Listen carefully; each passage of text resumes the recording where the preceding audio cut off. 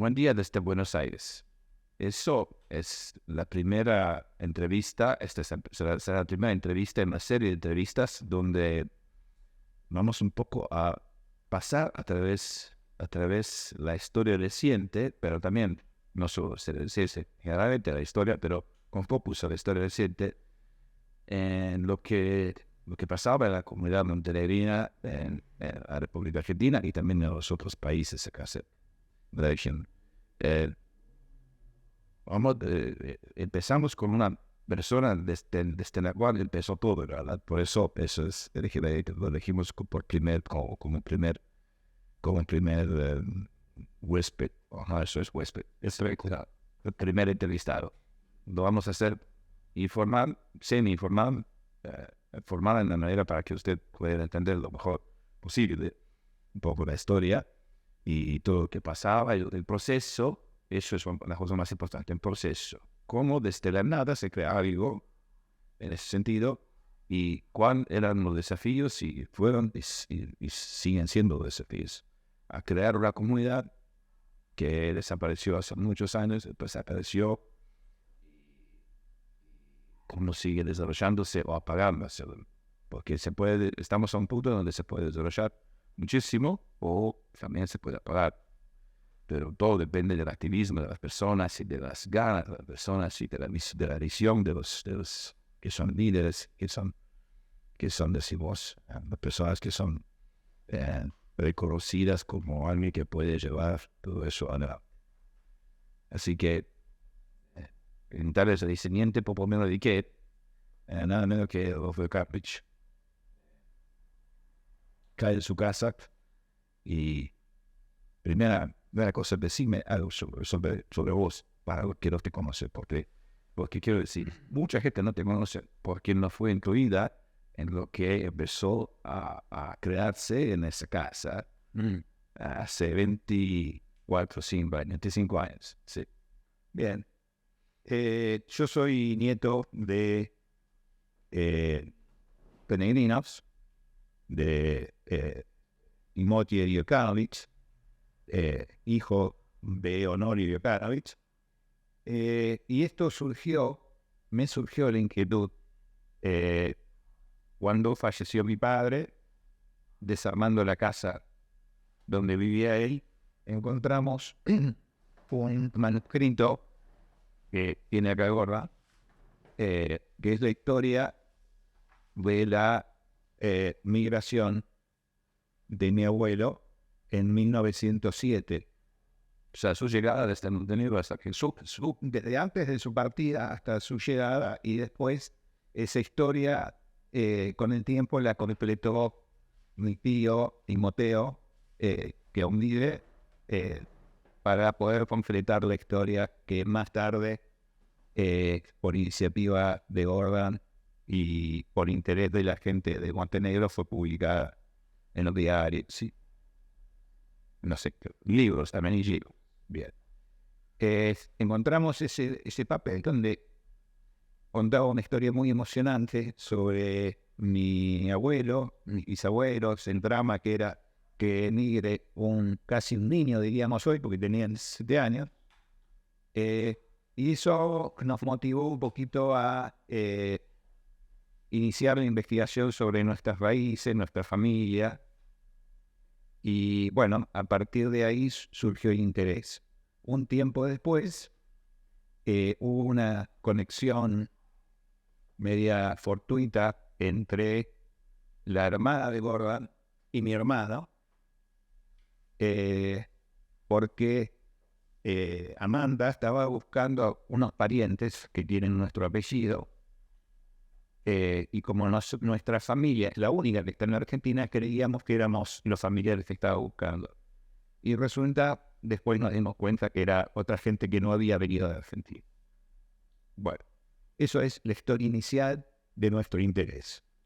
El interés de mi hermano y de Ivana se fue apagando porque, bueno, una vez que se dieron cuenta que no eran familiares, no había mucho para hablar. Y me entré a cartear con Gordon, que ahí sí le interesaba un poco la historia de la migración, la historia de mi abuelo, y surgió la necesidad de, como nuestra historia era tan rica, buscar convocar a la gente de Montenegro, porque acá nadie sabía qué era Montenegro, porque todos decíamos somos nietos o hijos de yugoslavos. Cuando se desintegra Yugoslavia, los clubes yugoslavos, la mayoría pasan a ser clubes croatas o clubes eslovenos, y como que los montenegrinos no había club. Una cosita solo, eso todo comienza en el año 1999. 99, sí, solo que eso quería pasar. Hace 94 años existía todavía la República Federal de Yugoslavia, todavía no existía Montenegro como un país independiente, eso recién se logra en 2006, claro, referéndum, solo para dar. Pero acá en Argentina la colectividad yugoslava estaba toda unida en clubes, ¿no?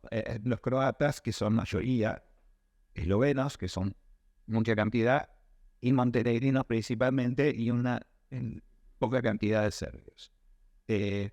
Pero bueno, empezaron las independencias, las guerras y las cosas tan duras que se vivieron, y que se transmitió el sentimiento de diferenciarse. Y una cosa más, en verdad existían todos los pueblos de Yugoslavia, también había macedonios, sí, pero eran en pocos números. La gran cantidad de los yugoslavos argentinos son croatas, eslovenos y montenegrinos. Sí, eso creo. Sí.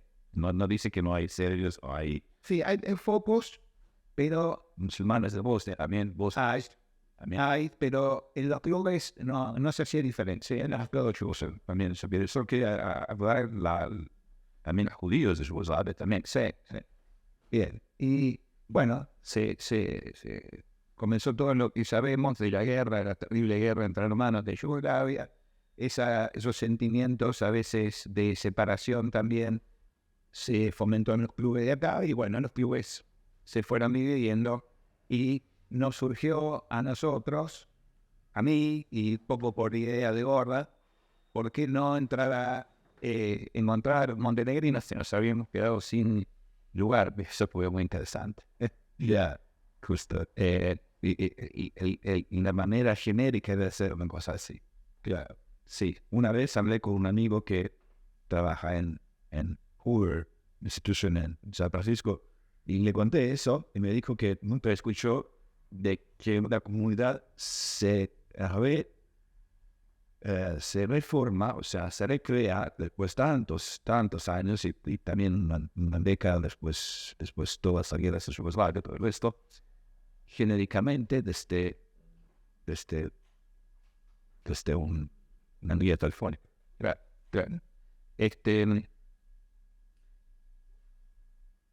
Gordon me dice, ¿cómo podemos hacer para encontrar a los montenegrinos que quedaron sueltos? Porque en 100 años de migración, los montenegrinos se integraron completamente al país y fueron perdiendo la identidad, porque somos argentinos básicamente.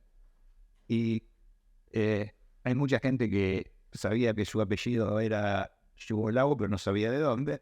Y él me decía, ¿cómo hacemos para encontrar montenegrinos?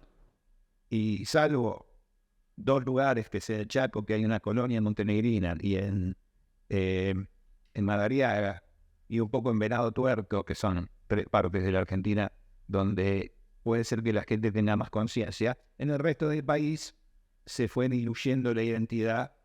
Y bueno, y una forma que encontramos es mediante la guía telefónica, yo llamar persona por persona. Claro. Primero Gordon me dijo cuáles eran los apellidos podrían ser, que podrían ser montenegrinos, y descartó algunos que claramente no eran montenegrinos porque eran rusos, porque para mí alguno podía... Sofovich suena como eslavo, pero uno no sabe dónde es, y pueden ser rusos, pueden ser croatas, pueden ser serbios, pueden ser polacos. Entonces él me dice cuáles, por la experiencia que tiene en el Montenegro, cuáles podía ser montenegrinos, consultando mucho a mi abuelo de esa época, pues tampoco lo sabía mucho, un viejo montenegrino, pero con otra cosa quiere decir que, bueno, eso, de verdad, aparte de ser genérico, fue tener un gran entusiasmo. Sí, de tu parte y de también algunos amigos acá que ya fuimos contando un poco. Claro. Y también quiero decir una cosa porque mucha gente a mí me conecta con el ex embajador. Eso fue muchos años antes de que nadie sabía que Montenegro va a ser independiente. Un día va a volver a ser independiente un país o que yo sea embajador. Yo trabajaba en esa época en un portal de noticias, el primer portal de noticias y generalmente un portal de internet. No era activista ni político ni nada. Era solo un chico que tenía 21 años, 22 años y que quería, me gustaba la idea y quería hacer algo. También teniendo un poco precedentes familiares de guardo a Argentina, que mi tío, por casualidad, mi tío fue cónsul de ex Yugoslavia, Yugoslavia socialista, por 8 años vivió en Buenos Aires, y él, este chico, me habló un poquito de que había gente que vino de Montenegro, Argentina. Para mí eso suena impresionante. En esa época las distancias eran mucho más largas que ahora. Y viajar a Argentina tampoco recién había vuelos directos, etc. O sea, era como un otro mundo, una otra dimensión, yo diría. Así que siempre digo a la gente, descarten lo que hicimos, lo que yo hice y lo que hizo Rodolfo en la embajada. Yo en esa época, en 1999, 2000, 2001, tenía 21 años. Si alguien que me decía que un día yo voy a ser embajador por un tiempo de tener una Argentina, yo miraba así, posible, ¿cómo puede saber del futuro? Pero bueno, eso quería aclarar, que nadie piense que eso surgió de algo que tiene que ver con el Estado. No, eso es genérico, 100%. Claro, fue iniciativa nuestra, porque nos hicimos amigos. Es más, yo no hablo bien inglés, tampoco hablo bien italiano, y en esa época yo no hablaba español. Y él no hablaba, y nos escribíamos por correo electrónico en italiano, y yo no sé hablar italiano. Pero él me entendía, así que con eso era suficiente. Bueno, no había WhatsApp ni nada, existían solo los emails. Y los emails no tengo denuncia para esta cosa porque la gente comienza con... Y lo más impresionante, el conocimiento que iba adquiriendo Goran teniendo 21 años, ¿no? Porque hay que ubicar eso también. Una persona de 21 años generalmente solo está en conquistar mujeres, en ver en qué va a trabajar y que le interese la migración montenegrina. La gente que vino hace 100 años era bastante particular.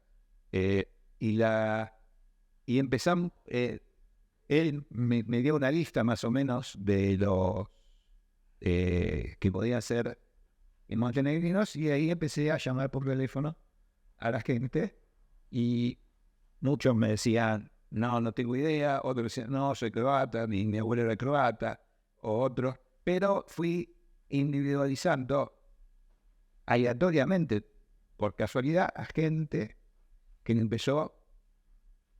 despertó el interés. Uno de ellos es Milos Deretic, que ayer no hablé con Milos, hablé con el hermano, que al hermano mucho le interesaba, él sí, con David.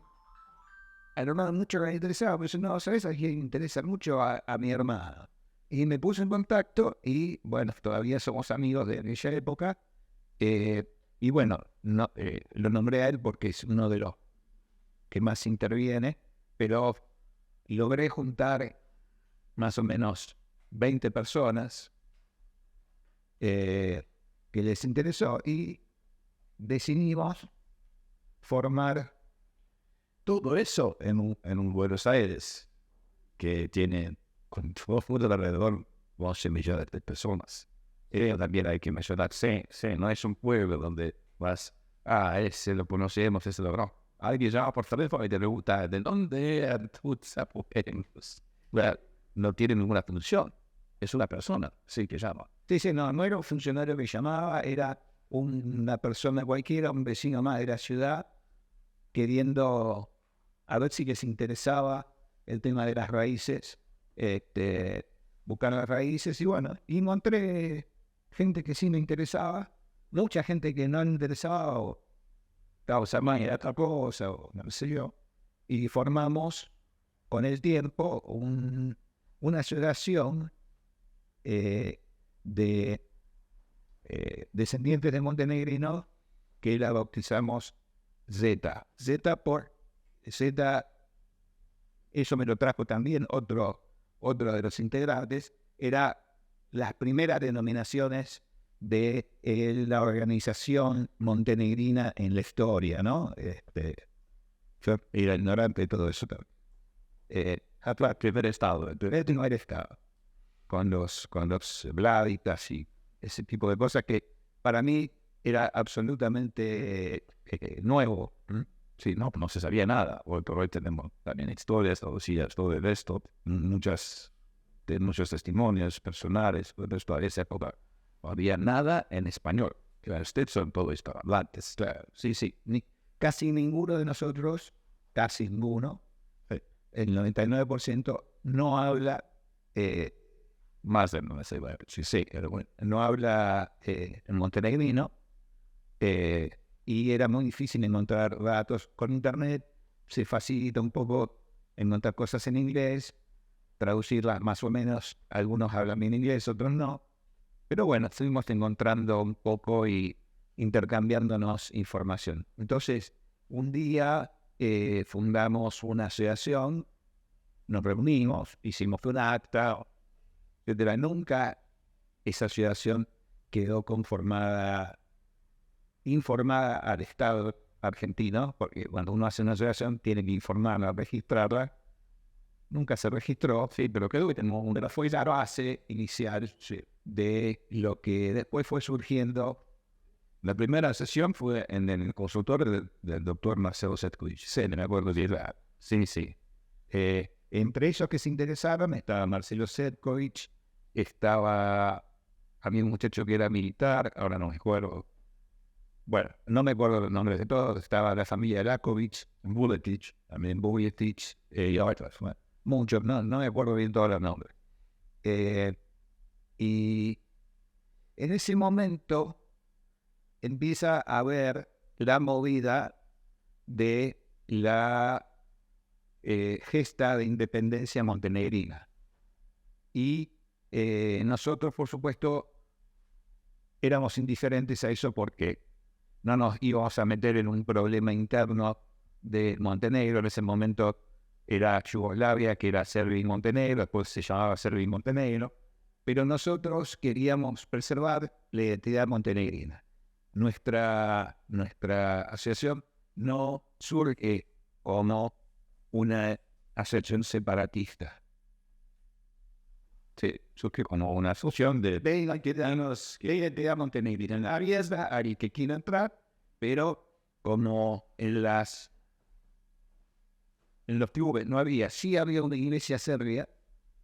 Yo no soy religioso, no soy creyente, pero fui igual a la iglesia serbia, y ahí era como que tampoco se hablaba de Montenegro, se hablaba de Serbia. Entonces yo dije, bueno, tengo que hacer algo de Montenegro propio para que no se diluya la identidad ni en los yugoslavos ni en los serbios. Bueno, y ahí fue surgiendo no sé qué otra cosa. Después vino el embajador Savage. Claro. Después el embajador serbio de Montenegro. Claro. Era Yugoslavia todavía, era Serbia de Montenegro, sí. Vino un embajador, Iván Savage, que montenegrino, que también nos entusiasmó y nos apoyó mucho con nuestra inquietud. Incluso a su señora le dijo que nos enseñe algunas cosas de la cocina montenegrina, y fuimos a la casa del embajador, unas cuantas personas, como para que nos entre la cultura con las diferentes cosas, con la música, con la cocina, que era lo que buscábamos nosotros. Nosotros no buscábamos ni la independencia en Montenegro, ni meternos en política, ni nada por el estilo, porque es una política que no entendemos, básicamente, ni ahora la entendemos. Y allí empieza también a formarse las primeras grupos online. No existían las cosas como ahora, pero había un grupo de Yahoo, en Yahoo, que Monterrey, ahí empieza también a sumarse alguna gente. Claro, ahí empezamos a sumar a la gente de Chapo, pues eso que decía. No, de ahí también, de ahí viene Catalina Milo, dice, bueno, Catalina, nos hicimos amigos de Catalina, ella nos cuenta sobre su libro La Montenegrina, y ella me manda un ejemplar del libro, me encantó, me lo leí en un día, es decir, ella hablaba el idioma. Después también nos contactamos con gente de Madariaga, y de ahí vengo yo en Argentina por primera vez, claro. What Dog, Gordon, no sé en qué año dije, 2004, en el 2004. Ni remotamente había indicios de que él vaya a ser embajador alguna vez porque no tenían ninguna relación con el gobierno. Era una iniciativa propia de él. Con el entusiasmo que se había creado y tanta información que nos pasamos, aparte de eso, aclaro, en esa época yo pertenecía a un partido, partido que era opositor del gobierno adentro de Montenegro.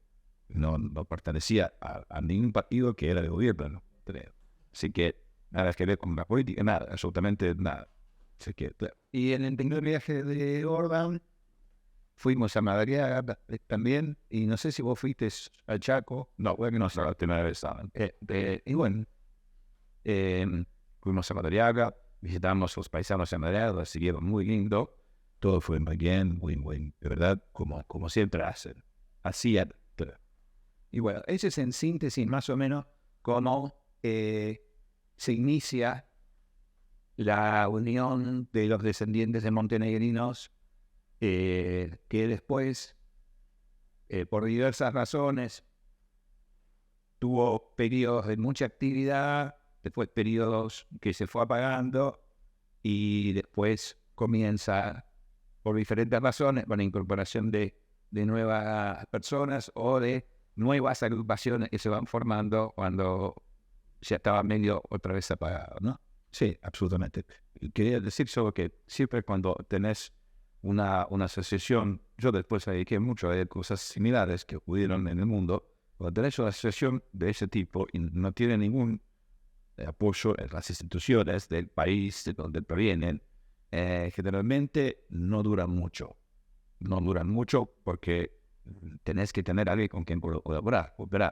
O sea, si no tenés cooperación de otro lado, es muy difícil no tenerlo. Se achica. Siempre se achica.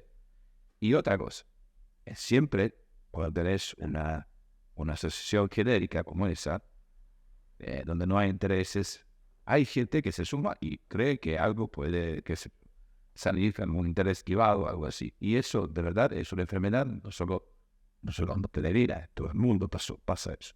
Y en cualquier tipo de organizaciones, no importa si es un activismo de ese tipo, puede ser un activismo ecológico, siempre pasan cosas así. Siempre hay gente que se enoja por ninguna razón para alguien o por alguna razón por él. Bueno, no quiero entrar en nada, no estoy haciendo referencia a nadie, eso estoy diciendo así, generalmente, como pasa. Y eso siempre, ¿cómo se dice? Influye el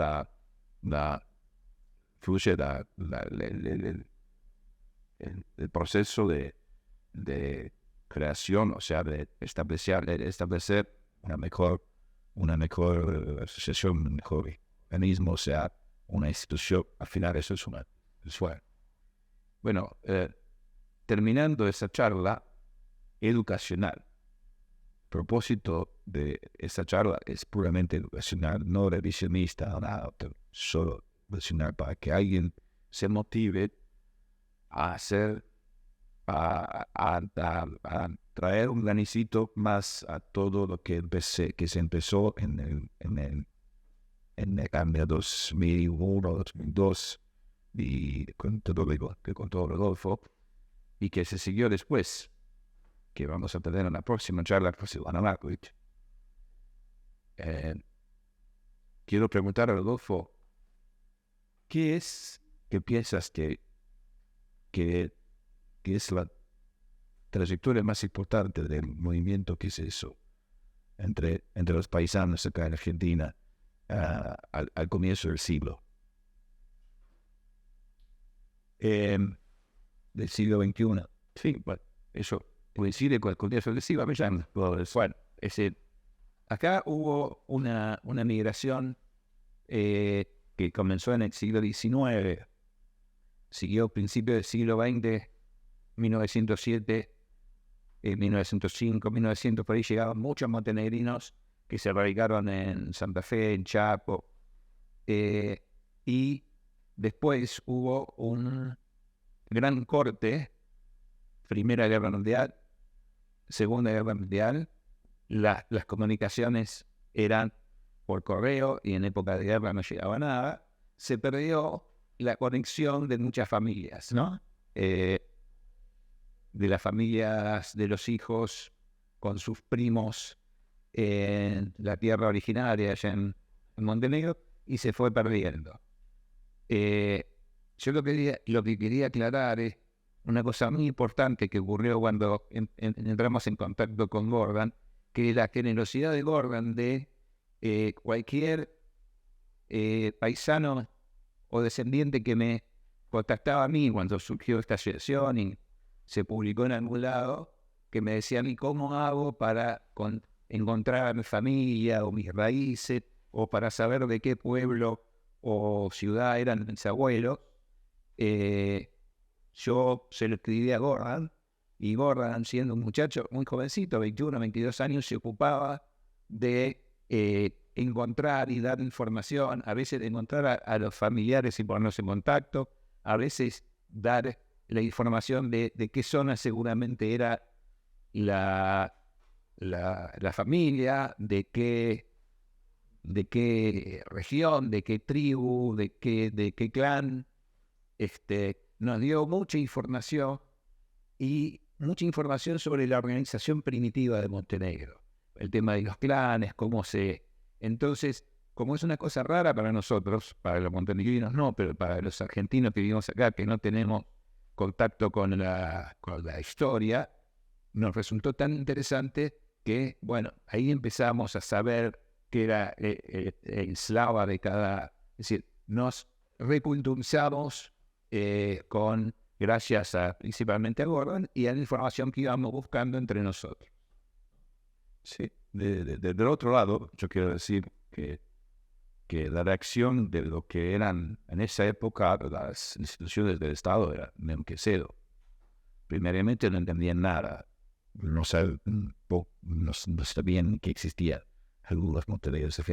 Existían algunos libros de los años 70 y 80 donde se mencionaba Chaco, y había algunas personas también que viajaban a visitar familiares. Una de esas quiero destacar el viaje de un ministro muy conocido, del federal de Yugoslavia de Tito, Vuko Drašović, que viajó en Chaco y grabó con su cámara de 8 milímetros un pequeño video de esa época, donde filmó la montenegrina, Chaco, filmó los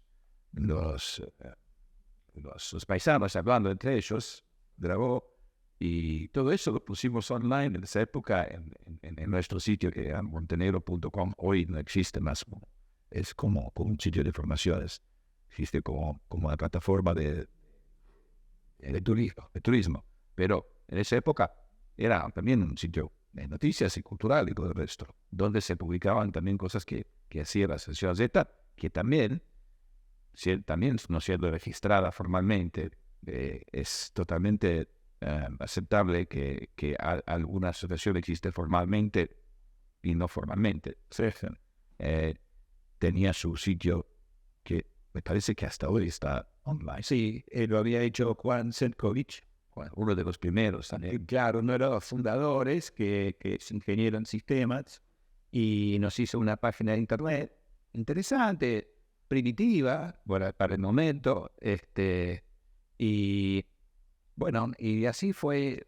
Mucha gente se fue conectando por esa página, fuimos incorporando historias familiares, porque cada uno podía escribir la historia de su abuelo, y entonces la publicábamos ahí. Entonces se generó esa linda intercambio de historias familiares que fue muy enriquecedor para el grupo.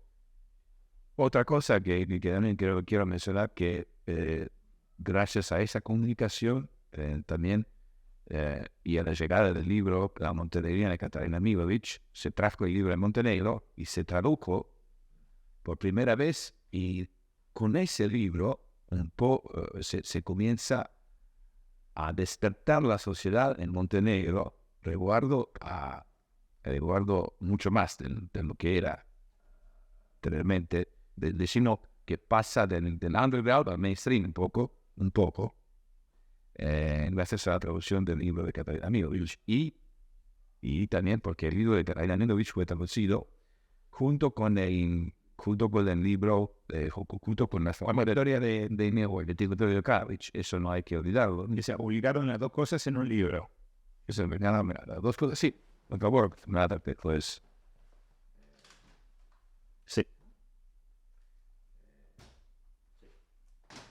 Sí, las dos historias. Esas dos historias, las dos acá hay la foto de Timoteo Jokanovic y la foto de Katarina Milovic. Eso despertó en los círculos intelectuales de Montenegro una curiosidad y una gana de hacer algo, aunque no sabiendo cómo, como en la ciudad no tenía mucha experiencia y todo eso. Pero la falta de instituciones y la falta obviamente, administración de los gnocchi, los argentinos van a entender, y eso está dirigido a los argentinos, los burócratas, ¿no? Y los burócratas, esa entrevista y esa serie de entrevistas no está dirigida a nadie en Montenegro, está más dirigida obviamente dirigida a la gente que vive en Argentina y en otros países hispanohablantes, a la diáspora hispanohablante, como digo yo. A los gnocchi destruyeron todo, lógicamente, o sea, porque tenían miedo, vieron que es algo que en un idioma que no hablan y que está muy lejos. ¿Qué vamos a hacer? Nosotros tenemos ahora miedo que vamos a hacer algo, tenemos que aprender un idioma o algo así. Bueno, los gnocchi, como siempre, se comieron todo. Son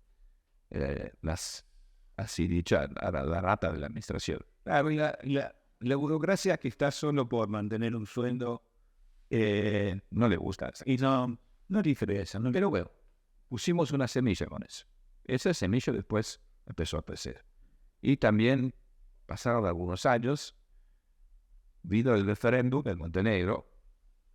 Montenegro reganó su independencia, se restableció su independencia, y ahí un poco se cambió también la situación en la administración y todo el resto. Cosas que tenían que ver con la identidad y todo el resto tomaron un poco de peso, y se despertó un poco más el interés sobre el tema de la gente. Y bueno, eso lo voy a hablar después más con... Y una cosita más que quería mostrar este libro, Montenegrinos en Argentina, que es nada menos que la recopilación que hace Gordan, ¿no? De los números telefónicos de todos los que llamó Rodolfo. Claro.